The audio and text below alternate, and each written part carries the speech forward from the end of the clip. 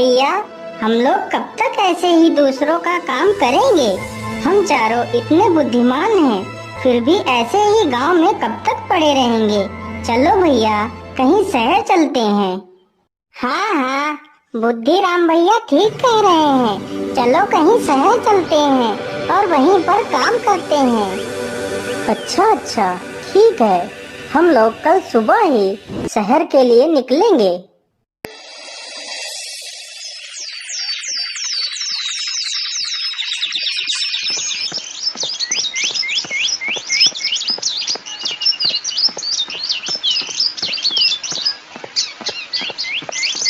अरे भैया, इधर तो देखो, यहाँ से कोई ऊँट निकल कर गया है।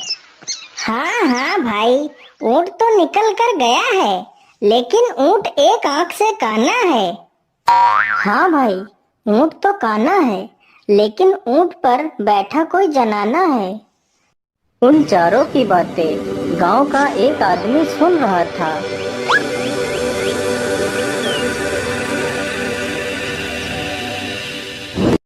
अरे रुको रुको, तुम मेरी पत्नी को कहाँ छोड़ आए हो?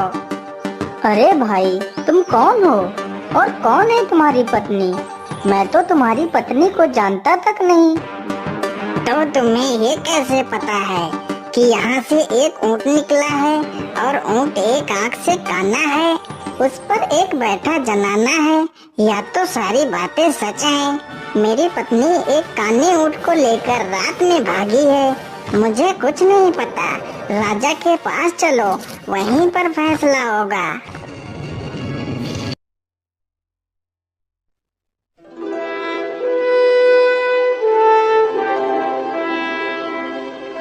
कौन हो तुम लोग और इसकी पत्नी को कहाँ छिपाया है तुम लोगों ने? नहीं महाराज, हम तो इसकी पत्नी को जानते तक नहीं। तो तुम्हें ये कैसे पता है कि उधर से एक काना ऊँट निकला है जिस पर कोई जनाना बैठ कर गई है? महाराज, हम चारों भाई आज सुबह ही घर से नौकरी की तलाश में शहर के लिए निकले थे। तभी मैंने देखा कि जमीन पर ऊँट के पैर के निशान बने थे, तो मैंने जान लिया कि इधर से कोई ऊँट निकला है।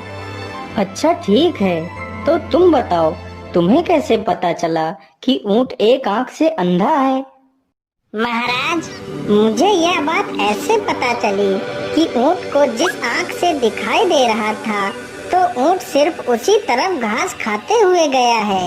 यदि वह अंधा ना होता तो दोनों तरफ घास खाते हुए जाता। हाँ हाँ, यह बात भी सत्य है। अच्छा ये बताओ, तुम्हें ये कैसे पता चला कि ऊँट पर कोई महिला बैठी है? महाराज, हमें यह बात ऐसे पता चली कि जब ऊँट घास खा रहा था, तो ऊँट महिला के डांटने से धीरे धीरे आगे बढ़ रहा था। यदि कोई पुरुष ऊँट की सवारी कर रहा होता, तो ऊँट न दाएं घास खाता और न बाएं खाता। आदमी खींच कर एक हंटर मारता, तो ऊँट घोड़े की तरह भागता। हाँ हाँ, यह बात भी सत्य है। अरे, ये चारों तो बहुत ही बुद्धिमान हैं, तो क्यों ना मैं इन्हें अपने पास ही नौकरी पर रख लेता हूँ। अरे धनिया, तेरी औरत को कोई और ही ले गया है, तो खुद ढूंढ जाके। और तुम लोग नौकरी की तलाश में जा रहे थे ना? हाँ महाराज, हम चारों नौकरी के लिए जा रहे थे। यदि मैं तुम लोगों को नौकरी दूं, तो करोगे? हाँ हाँ महाराज, हम नौकरी के लिए तैयार हैं। यदि मैं तुम लोगों को नौकरी दे देता हूँ, तो तुम काम क्या करोगे? महाराज, हम लोग वह काम करेंगे जो कोई नहीं कर सकता।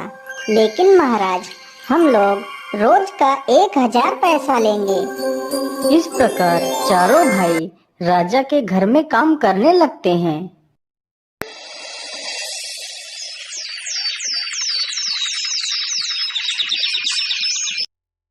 महाराज, पता नहीं लाश कहाँ गायब हो गई। हम लोग तो वहीं पहरा दे रहे थे, फिर भी पता नहीं लाश को कौन ले गया। उस गांव का ये नियम था, यदि किसी की मृत्यु हो जाती थी, तो उसके शव को गांव के बाहर जंगल में रखवा दिया जाता था और राजा अपने पहरेदार लगा देता था, लेकिन शव फिर भी गायब हो जाता था।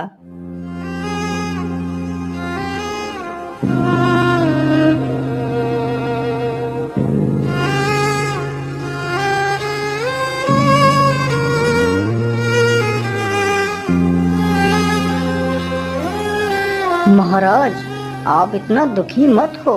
होता वही है जो ईश्वर को मंजूर होता है। नहीं सेनापति, वह मेरी सबसे लाडली बेटी थी। पिताश्री, आप इतना दुखी मत हो, हम लोग तो हैं ना। सैनिकों, चलो राजकुमारी को ले चलो।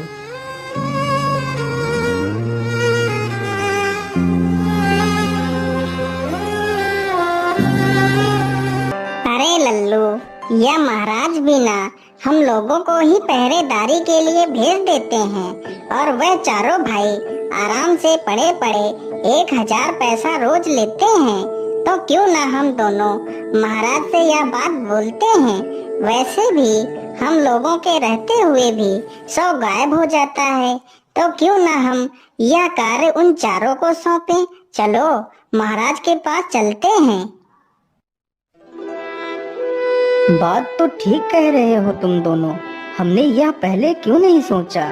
सैनिकों, उन चारों को मेरे सामने पेश किया जाए।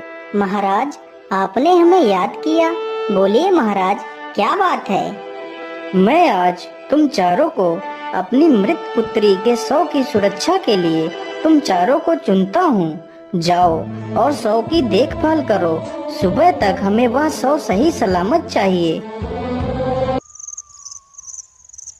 अरे बड़े भैया, इस प्रकार यदि हम चारों लोगों ने रात भर पहरा दिया तो परेशान हो जाएंगे। हम ऐसा करते हैं कि बारी बारी से सभी लोग सो लेते हैं। हाँ हाँ, ये सही रहेगा। हम लोग ऐसा ही करते हैं। तो बड़े भैया, पहले आप पहरा दो और हम तीनों लोग सो लेते हैं। फिर तीनों भाई सो जाते हैं और बड़ा भाई पहरा देने लगता है। अरे, यहाँ अकेले बैठे बैठे तो मुझे नींद आ रही है। चलो क्यों ना जंगल का थोड़ा सा हाल खबर लिया जाए। ऐसा करता हूँ, 100 को अपनी पीठ पर बांध लेता हूँ, फिर जंगल में आगे बढ़ता हूँ। फिर शिवराज 100 को पीठ पर बांधकर जंगल की ओर निकल पड़ता है।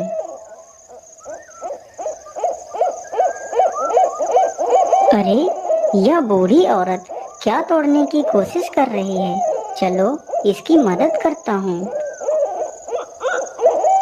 अरे बूढ़ी माँ, आप इतनी रात में इतने डरावने जंगल में अकेले क्या कर रही हो। कुछ नहीं बेटा, बस थोड़ी सी भूख लगी थी तो आम के फल तोड़ रही थी। क्या तुम मेरी थोड़ी सी मदद कर सकते हो। शिवराज उस बुढ़िया को अपने कंधों पर बैठाकर आम तुड़वाने लगता है, लेकिन वह बुढ़िया कोई इंसान नहीं बल्कि एक डायन थी। डायन एक हाथ से आम तोड़ती और दूसरे हाथ से उस 100 को उसकी पीठ से खोल रही थी। अरे ये क्या, यह बूढ़ी माँ तो मेरी पीठ पर बंधी लाश खोल रही है। जरूर यह कोई बुरी शक्ति है। अरे अरे बूढ़ी माँ, आप ये क्या कर रही हो।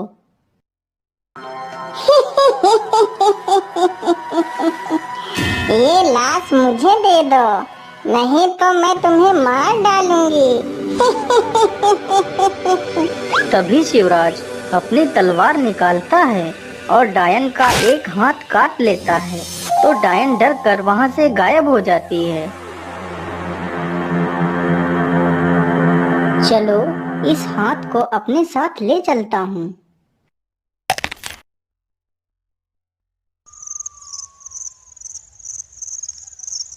अरे बुद्धिराम, चलो अब उठ जाओ और 100 की देखभाल करो। वह भी लाश को पीठ पर बांधता है और जंगल में निकल पड़ता है।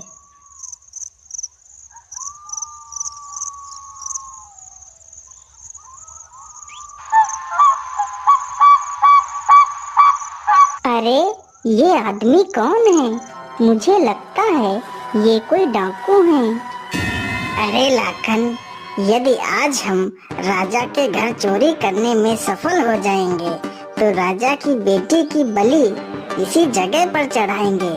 चलो लाखन, चलते हैं, रात बहुत हो गई है। अरे ये डाकू तो राजा की बेटी की बलि चढ़ाने की बात कर रहे हैं। मुझे इन्हें ऐसा करने से रोकना होगा। चलो मैं यहीं पर छिपकर बैठ जाता हूँ।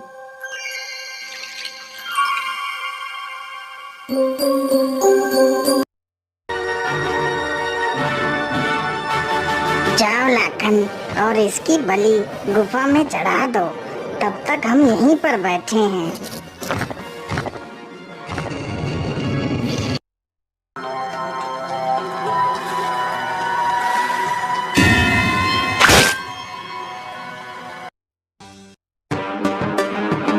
अरे जंडेल सिंह, लाखन इतना समय क्यों लगा रहा है? अब तक तो उसे आ जाना चाहिए था। जंडेल, तुम जाकर देखो, तब तक मैं खजाने को देखता हूँ। जैसे ही दूसरा डाकू भी गुफा के अंदर घुसता है तो बुद्धिराम उसे भी मार देता है। इसी प्रकार बुद्धिराम सारे डाकुओं को मार देता है। राजकुमारी जी, आप यहीं रुको और सुबह होने की प्रतीक्षा करो। जब मैं तुम्हें बुलाऊं तभी आना। बुद्धिराम वहां से चला जाता है। इसी प्रकार तीसरा भाई भी लाश को पीठ पर बांधकर जंगल में निकल जाता है।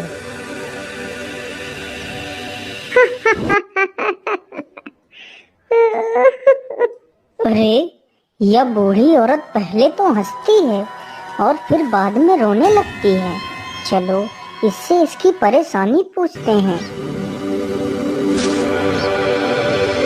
अरे माँ जी, पहले आप हंसती हो और फिर बाद में रोने लगती हो, इसका क्या कारण है माता जी? बेटा, मैं एक डायन हूँ। मैं रोती इसलिए हूँ कि कल इस राज्य के राजा की मृत्यु हो जाएगी, और हंसती इसलिए हूँ कि जब राजा मरेगा तो उसे इसी जंगल में रखा जाएगा और हम उसके मांस को खाएंगे। लेकिन माता जी, कल राजा की मृत्यु होगी कैसे, जबकि राजा तो बिल्कुल स्वस्थ है? बेटा, राजा के जूतों के अंदर एक सर्प बैठा है। कल सुबह जब राजा उन जूतों को पहनेंगे तो सर्प उसे डस लेगा तो राजा मर जाएगा। अरे नहीं नहीं, मुझे राजा को बचाना ही होगा।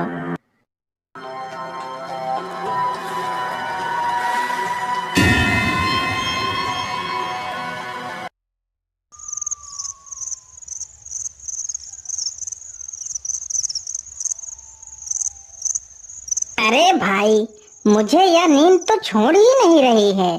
क्या करूं, क्या करूं? चलो मैं अपना मुंह धो लेता हूँ। जैसे ही वह मुंह धोने के लिए पानी का घड़ा उठाता है तभी दो परियां लाश को उठाकर ले जाती हैं। अरे, लाश को कहाँ ले जा रही हो? उसे छोड़ दो, उसे मत ले जाओ।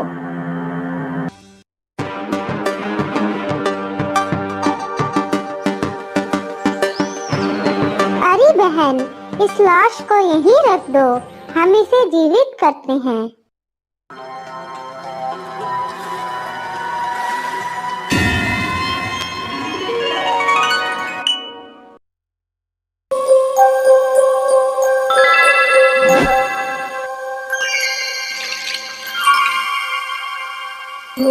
अरे बाप रे बाप, इन परियों ने तो इस राजकुमारी को जीवित कर दिया है। क्या करूं, क्या करूं? चलो इनका जादुई कम्बल उठाकर छिपा देता हूँ।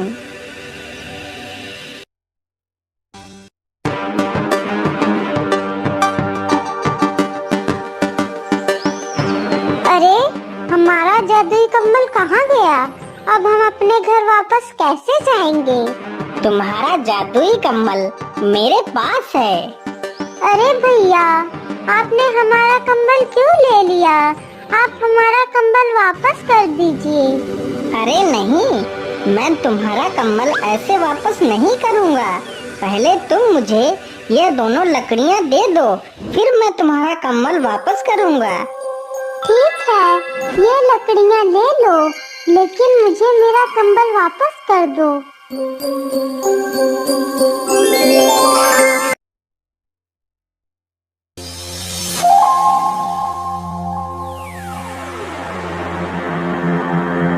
ये तो बड़े आश्चर्य की बात है कि तुम चारों लोगों ने मेरे बेटी के शव को सुरक्षित रखा।